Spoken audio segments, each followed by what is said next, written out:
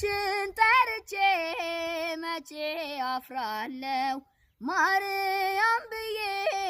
መቼ ወድቃለሁ የምጽናናበት ስምሽ ነውና